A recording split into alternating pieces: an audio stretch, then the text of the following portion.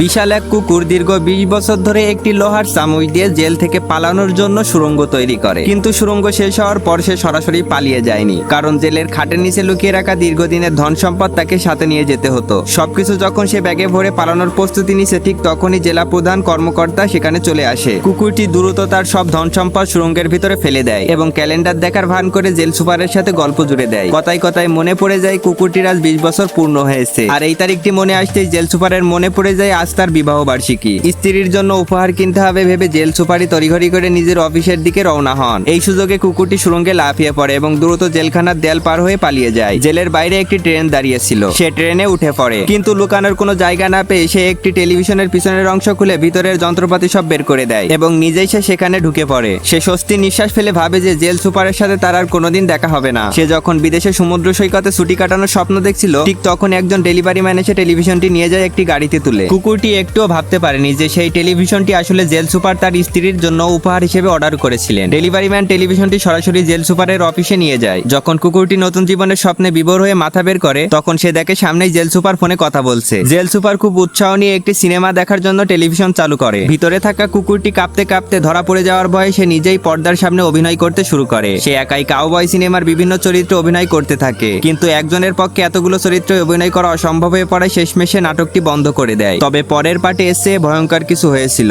সেটা দেখতে next part লিখে কমেন্ট করো। আর চ্যানেলে নতুন হলে সাবস্ক্রাইব করে রাখো যাতে পরবর্তী পার্ট তোমার কাছে পৌঁছায়।